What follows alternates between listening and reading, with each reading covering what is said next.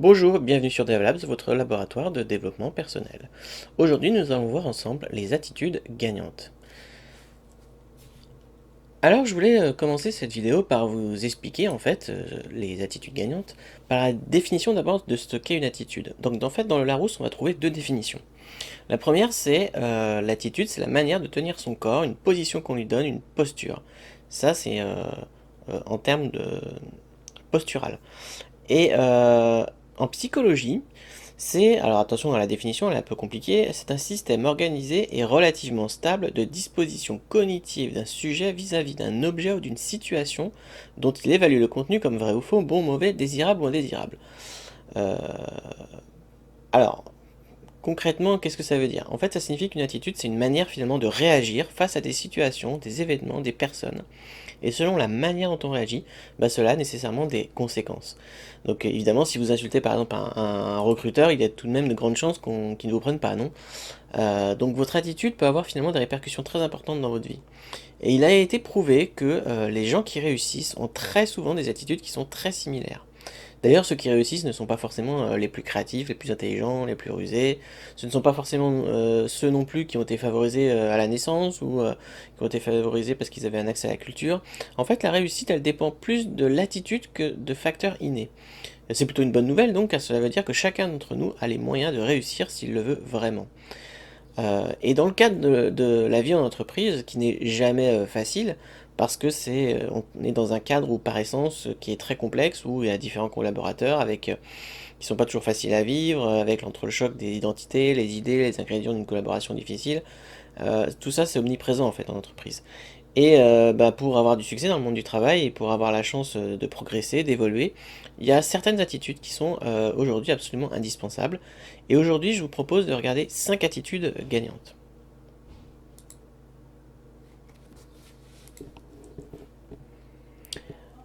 Alors, dans les 5 attitudes gagnantes, je vous propose de regarder d'abord la bonne estime de soi ou la confiance en soi, le fait de positiver, c'est-à-dire de voir en fait dans les obstacles de nouvelles opportunités de réussir, de ne jamais tomber dans l'interprétation, d'avoir des objectifs, et enfin le sourire qui est plutôt dans le sens du comportement non verbal, et on verra ça ensemble. Et donc je vous propose de commencer tout simplement par la bonne estime de soi. Alors, la bonne estime de soi. D'abord, l'estime de soi, qu'est-ce que c'est? C'est la forme, en fait, finalement, la plus profonde de la confiance en soi. Donc, il faut séparer confiance en soi et estime de soi. Et parce que le problème, en fait, c'est que la confiance en soi, c'est quelque chose d'abord d'inconstant. C'est-à-dire, vous avez forcément des jours où vous avez confiance en vous, et puis il y a d'autres jours où on n'est pas du tout sûr de soi. On a toujours eu des moments dans nos vies où on a été confronté à des situations dans lesquelles où on s'est senti pas bien face à un public, où on devient tout rouge, on a les mains qui tremblent, on devient crispé. Bref, c'est un peu un cercle vicieux parce que moins on a confiance en soi et moins on a confiance. Donc en fait, finalement, la confiance en soi fait que il y a des situations qui vous amènent en fait finalement à perdre complètement confiance en vous. Et puis à l'inverse, vous avez aussi beaucoup de moments où tout vous réussit, aussi bien dans la vie professionnelle que personnelle. Et à ces moments, vous avez une confiance totale en vous-même et en vos capacités. Par exemple, quand vous êtes entouré de vos meilleurs amis, vous vous sentez bien. Du coup, pour faire le lien avec l'estime de soi, au contraire, elle est solide et elle permet de s'y appuyer pour avoir confiance en soi de façon plus stable. Donc, les 5 attitudes, en fait, il y a 5 choses qu'on peut regarder, même 6 on va dire, pour construire en fait cette confiance en soi. La première, pour avoir une bonne estime de soi, c'est d'abord d'être persévérant, c'est-à-dire de ne jamais renoncer et toujours de faire de son mieux chaque fois qu'on essaye de faire quelque chose, que ce soit un sport, rendre un rapport, faire des devoirs, peu importe. À chaque fois qu'on souhaite atteindre un objectif spécifique, il faut toujours essayer de faire de son mieux et surtout ne jamais renoncer. La deuxième chose pour construire son estime de soi, sa confiance en soi, c'est se comparer à autrui. Finalement, ça influence négativement son estime de soi. Il faut être réaliste et de vous dire qu'en fait, personne n'est parfait sur Terre, et que le fait de se comparer aux autres, ça ne sert strictement à rien. La seule personne à qui vous devez vous comparer n'est autre que vous-même. Essayez toujours de vous comparer à vous il y a un an, il y a 5 ans, et donnez-vous toujours pour mission d'être dans un an bien loin de ce que vous êtes aujourd'hui. Le fait de montrer que vous avez progressé. Et ça, c'est un des secrets en fait qui vous permet aussi d'améliorer donc votre estime de soi. Autre chose aussi, c'est d'assumer ses failles, c'est-à-dire lorsqu'on fait une erreur, n'essayez pas d'essayer de vous lamenter sur votre sort, de vous critiquer, de ruminer dans votre coin. Essayez toujours plutôt d'examiner en fait tout ce que vous avez fait comme erreur, de prendre les enseignements que vous pouvez en tirer. En réalité, il faut que vous gardiez toujours à l'esprit que l'échec fait pas seulement partie de l'apprentissage, mais aussi du succès. Et une phrase que j'aime beaucoup, c'est un succès n'est juste qu'un échec qui a mal tourné. Essayez de retenir cette phrase et vous verrez que ça vous fera aussi avancer. Et puis, quand on assume ses erreurs, il faut aussi pouvoir, quelque part, élargir sa zone de confort. C'est pour ça d'ailleurs qu'on fait quelquefois des erreurs, c'est parce que c'est en voulant essayer aussi d'élargir sa zone de confort. Mais élargir sa zone de confort, ça permet aussi d'augmenter son estime de soi. Qu'il est vrai qu'au départ, vous vous sentirez peut-être mal, une fois le cap franchi, mais une fois le cap franchi, pardon, vous vous sentirez bien, et puis vous serez fier de vous. Et ça renforce forcément l'estime de soi. Parce que l'être humain, il affectionne tout ce qui est attrait au confort, à la sécurité. Mais si on reste tout le temps chez soi à rien faire, il y a de fortes chances qu'on se sente complètement inutile et forcément qu'on n'a rien fait de constructif. Et n'oubliez pas que la prise de risque et le fait en fait de se récompenser, ce sont les deux éléments clés aussi qui renforcent de façon optimale son estime de soi. Et puis enfin, essayez de soigner un peu son dialogue interne. Alors qu'est-ce que c'est que le dialogue interne? C'est un peu toutes ces petites voix dans votre tête qui vous incitent de temps en temps à abandonner en disant oh, ça laisse tomber, c'est trop compliqué. Ça, bouffe, j'ai pas envie, allez, c'est pas grave. Non, en fait, il faut apprendre en fait à gérer ces petites voix en vous disant quelque part que ce qu'elles vous disent est faux. Alors, il y a plein de solutions, hein, je vais pas les détailler ici, je vais juste en aborder que trois très rapidement. Il y a d'abord la méditation qui vous permet en fait de pouvoir vous calmer en fait, calmer votre esprit. Il y a le coaching ou le PNL, la programmation neurolinguistique en fait, qui vous permettent en fait, par l'apport d'une personne, de de vous aider en fait à apprendre à gérer en fait ce dialogue interne et vous inciter à surtout ne pas renoncer, on revient au premier principe. Et puis il y a le troisième que j'aime beaucoup, c'est tout simplement la formation. Parce que le fait de se former, ben, ça permet de comprendre des concepts, de les intérioriser petit à petit, donc de pouvoir évoluer, progresser continuellement, petit à petit. Et en fait, ce sont ces derniers qui vous permettront de gérer vos pensées négatives, en fait, toutes ces petites formations. Et aujourd'hui, en plus, on a la chance, on peut se former dans plein d'endroits, de plein de manières différentes, que ce soit avec des livres, des programmations en ligne, et vous avez pléthore de formations qui sont souvent ciblées autour d'un problème précis, et grâce à tout ça, en fait, ça permet aussi de gagner en confiance en soi. Donc voilà, pour l'attitude numéro 1, c'est d'avoir une bonne estime de soi. Et je vous propose de regarder maintenant l'attitude numéro 2. Alors, l'attitude numéro 2, c'est positiver. Alors, positiver, ça veut dire quoi? Ça veut dire d'abord de tenter de voir les opportunités plutôt que les barrières ou les échecs. Alors, on en a déjà un peu parlé sur le fait d'avoir la bonne estime de soi, mais c'est aussi une manière de positiver. Par exemple, bien le fait, si on perd, je sais pas, son emploi, par exemple, forcément c'est compliqué, mais ça peut être aussi l'occasion de se renouveler, de sortir de sa zone de confort, de se redécouvrir, d'aller vers une passion qu'on avait plutôt mis de côté, ou même carrément de créer sa propre entreprise. Alors bien entendu, il n'est pas question de renier ses émotions, ses sentiments, hein, quand on est dans une situation difficile. Forcément, on accuse le coup, mais on peut essayer aussi de regarder cette situation différemment, de tenter d'en tirer un certain avantage. Et puis, essayez toujours de vous entourer de personnes positives. Vous observez un peu votre entourage et des gens qui, par des gestes, des paroles, par des encouragements, vous amènent toujours à vous sentir bien et à vous faire progresser. Et souvent même, vous permet de croire en vous, de vous faire confiance dans les moments de doute. Et c'est probablement d'ailleurs ces personnes qui, par leur attitude, vous permettront de voir les choses différemment. Donc passez moins de temps avec ceux qui vous entraînent vers le bas et plus avec ceux qui vous tirent vers le haut, vers le meilleur de vous-même. Et puis, c'est un cercle vertueux en fait, parce que plus vous entourez de personnes positives, et plus vous aurez une attitude vous-même positive. N'oubliez pas qu'une attitude positive est une attitude qui est contagieuse. Elle déclenche toujours une réaction en chaîne, elle entraîne toujours une suite de réponses, et chacun de nous a le pouvoir de déclencher cette réaction, peu importe notre position dans une organisation. Débuter la journée de bonne humeur, offrir son aide, avoir de petites attentions pour vos proches, ça ce sont des petits exemples, mais en tout cas, plus vous avez une attitude contagieuse, plus les autres vont être positifs, et vous-même vous allez être positif. Vous voyez, c'est quelque chose qui est assez vertueux. Et puis surtout aussi, apprenez à reconnaître ce qu'il y a de beau et de bon autour de vous. Appréciez toutes les petites choses en fait qui vous plaisent et qui vous font du bien, un sourire, un bonjour, une réussite, un remerciement, une tâche que vous réussissez avec facilité, je sais pas, du temps que vous passez avec une personne que vous appréciez, peu importe, c'est autant d'éléments qui peuvent alimenter en fait votre attitude positive au quotidien. Donc voilà pour l'attitude numéro 2, c'est le fait de positiver. Et je vous propose de passer à l'attitude numéro 3.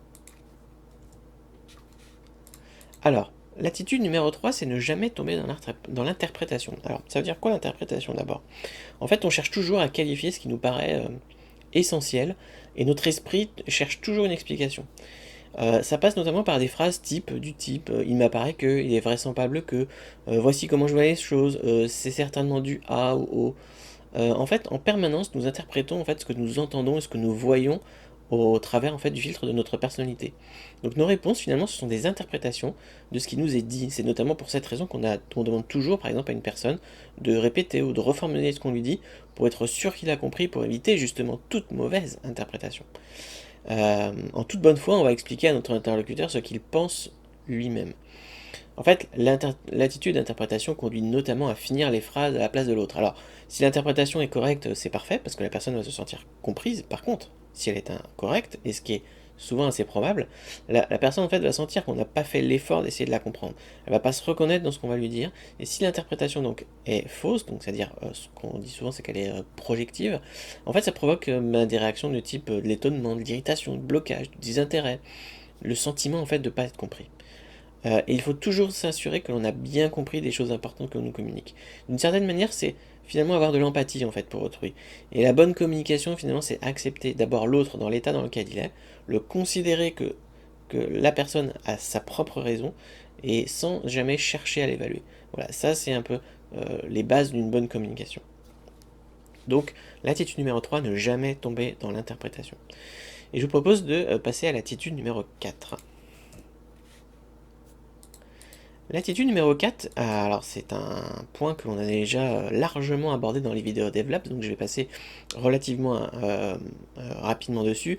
Simplement dans le cadre des attitudes gagnantes, je vous remets en tête, on est souvent à se dire ah bah j'aimerais bien faire ça, ça, ça et ça, et c'est bien parce que je suis aussi comme ça, j'aimerais bien augmenter mon nombre de clients, me développer sur tel réseau, faire des plans de voyage, investir dans l'immobilier, bref, on a tous beaucoup d'idées, plein de rêves, ce qui est bien, mais il vaut mieux aussi apprendre à se fixer un seul objectif à la fois et de rester focus sur celui-ci.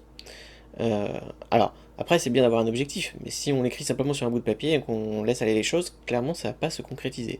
Donc, il faut se dire aussi que pour atteindre cet objectif, il faut le planifier et se fixer des délais. Donc, il faut d'abord faire la liste de toutes les actions que l'on a à produire pour atteindre cet objectif. Mais évidemment, le fait de faire la liste, ça ne va pas se faire toute seule. Il faut se fixer un objectif précis, concis, et puis planifier les choses. Demain, je dois faire ça, la semaine suivante, je vais faire ça, et puis à la fin, je vais réussir à atteindre l'objectif souhaité, dans le délai qu'on s'était fixé.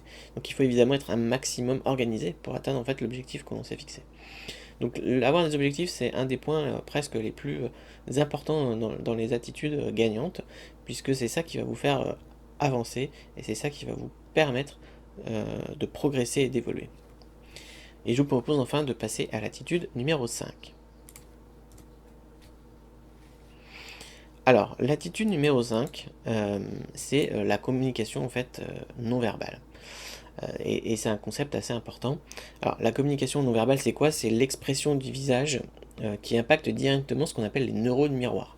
Alors vous allez voir, les neurones miroirs, c'est pas très bien compliqué. En fait, les neurones miroirs sont en fait ce qui vous permet de communiquer, de vous mettre à la place de l'autre, d'avoir en fait de l'empathie. Par exemple, quand on observe quelqu'un qui fait un geste, notre cerveau devient un véritable simulateur. En fait, les systèmes neuronaux responsables du geste s'activent même si nous ne faisons rien. Et chez l'humain, l'imitation, par exemple, c'est un mode d'apprentissage très efficace. Par exemple, si vous regardez les enfants, très souvent, quand ils apprennent quelque chose, c'est simplement par l'imitation. Et ils utilisent dans ce cas leurs neurones miroirs. Et donc ces systèmes miroirs de l'humain joueraient également un rôle dans l'empathie. Il permettrait de saisir, de deviner un petit peu ce que ressentent les gens. Et il y a plein de preuves qui ont été apportées par des techniques d'imagerie, où lorsqu'on observe une personne qui sourit, il y a une activation musculaire inconsciente des muscles près de la bouche, qui sont un peu synonymes de la joie. Et puis à l'inverse, lorsque vous observez quelqu'un qui est en colère, il y a une activation en fait toujours inconsciente des muscles qui sont situés plutôt au-dessus des sourcils. Alors c'est des signaux qui sont très faibles évidemment, mais ça vous permet quand même de montrer que en fait notre corps réagit sur cette communication non verbale. Et donc le fait d'adopter une attitude positive, et notamment ça passe par le sourire par exemple, c'est agréable pour soi, mais aussi envers l'autre, et il faut le faire aussi souvent que possible. Alors, on est d'accord qu'on n'a pas tous la même vie, les mêmes problèmes, mais inverser la tendance, impacter positivement son entourage, ils le feront aussi en retour. Et un des moyens à afficher un visage souriant et celui des pensées positives. Alors, il est important d'avoir conscience de l'importance de la communication non verbale, mais il est vrai que nous faisons attention souvent à notre attitude lors d'un entretien d'embauche, par exemple, c'est là où on est le plus concentré, mais beaucoup moins lorsqu'on est, par exemple, avec son entourage que l'on côtoie toute la journée. Donc c'est là où notre attention est le plus relâchée. Donc si vous ne souriez pas pour vous, essayez de le faire pour les autres. En les voyant sourire, peut-être que cela changera votre humeur, votre journée, puis vos ambitions et peut-être même votre vie, et celle des autres par la même occasion. Donc le sourire, c'est quelque part une des bases des attitudes gagnantes. Voilà ce que je voulais vous dire. Maintenant, je voulais également vous faire un petit focus sur un point qui me paraissait important. Ce point, c'est la peur d'avancer. Alors, je vous fais un petit peu ce focus particulier sur la peur d'avancer, en fait, dans le cadre des attitudes gagnantes, c'est en faisant un peu l'étude de ces attitudes que je me suis rendu compte de ça. En fait, on se rend compte que l'un des obstacles majeurs au progrès ou au cheminement d'une personne, eh ben, c'est la peur. En fait, on craint l'échec, on craint l'inconfort ou l'incertitude. Et sans objectif clair ou précis, ben, on peut pas espérer en fait changer de vie ou prendre une nouvelle direction. Il faut toujours essayer d'établir des objectifs avec soin en fonction de ses besoins, de ses aspirations, et puis évidemment avec une volonté forte de les atteindre. Donc vous avez en vous en fait la force de créer n'importe laquelle des réalités que vous désirez, et pour y parvenir en fait ça dépend juste du degré de confort qu'on est prêt à sacrifier. Euh, En fait, nous avons tous en nous la force nécessaire pour atteindre le succès. Et il y a une différence évidemment fondamentale entre celui qui souhaite véritablement gagner et celui qui ne veut seulement pas perdre. L'attitude sera complètement différente et les résultats ne seront inévitablement pas les mêmes selon la catégorie dans laquelle on évolue. Ne pas vouloir perdre se rapproche finalement davantage de stagner, même si cela implique un changement d'emploi par exemple, tandis que celui qui souhaite gagner est celui qui va déployer des efforts incommensurables pour atteindre ses objectifs. Il faut toujours garder à l'esprit que, à moins d'être chanceux, la réussite vient toujours au prix de multiples efforts. Il n'y a pas de secret. Parmi les autres clés, on compte aussi l'idée d'avoir une mentalité de développeur, c'est-à-dire de faire évoluer ses capacités, ses talents, ses ressources, et ça c'est possible à n'importe quel moment. Il n'est jamais trop tard pour réussir en adoptant de bonnes habitudes psychologiques. Ce qui compte, c'est ce qu'on va faire aujourd'hui. Voilà, je voulais vous faire ce petit focus sur la peur d'avancer parce que ça me paraissait important dans le cadre des attitudes gagnantes. Et maintenant, je vous propose juste quelques lectures si jamais vous voulez aller plus loin. Alors, dans les lectures, je vous ai trouvé deux livres qui sont plutôt pas mal. Le premier livre, c'est Mental gagnant de Ryan Godfredon. Comment réagissez-vous en fait quand tous vos plans sont bouleversés et considérez-vous les désaccords comme une menace ou comme une occasion de vous améliorer? Bref, votre mentalité, la façon dont vous percevez les situations que vous vivez détermine le succès ou l'échec de vos projets. Heureusement, rien n'est figé, vous pouvez prendre de bonnes habitudes psychologiques dès aujourd'hui. Donc voilà, c'est le résumé du livre de Mental Gagnant, notamment sur l'histoire de la peur d'avancer, c'est notamment dans ce livre-là. Donc cela m'a permis de vous faire un petit peu ce focus, ce qui me paraissait important. Donc ce qui est bien, c'est que il vous donne plein de clés et vous retrouvez notamment certaines des attitudes que je vous ai données, mais vous en trouverez d'autres aussi. Il est plutôt très bien fait ce livre.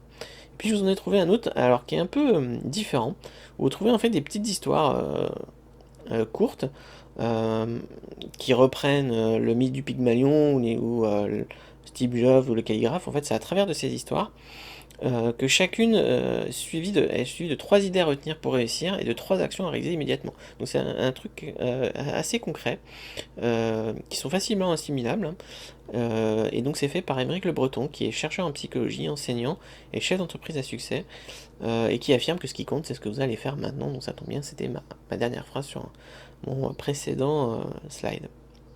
Évidemment, vous trouvez aussi beaucoup d'articles sur Internet qui vont vous permettre d'avoir de l'information sur les attitudes gagnantes. Voilà ce que je veux dire pour les lectures. Donc, eh ben, écoutez, une dernière chose, hein, comme d'habitude, surtout n'hésitez pas à mettre un pouce bleu et des commentaires sous la vidéo. J'ai hâte de voir vos retours dans les commentaires. Posez des questions, donnez-moi votre ressenti si cela vous a aidé. Si vous avez besoin que je détaille d'autres principes, n'hésitez pas à me mettre dans les commentaires et demander. Et moi, je n'ai plus qu'une chose à vous dire. Allez-y, testez, faites partie de ces bons techniques. Et sur ce, partagez, likez, soutenez. Et on se retrouve très bientôt dans une prochaine vidéo DevLabs. Ciao!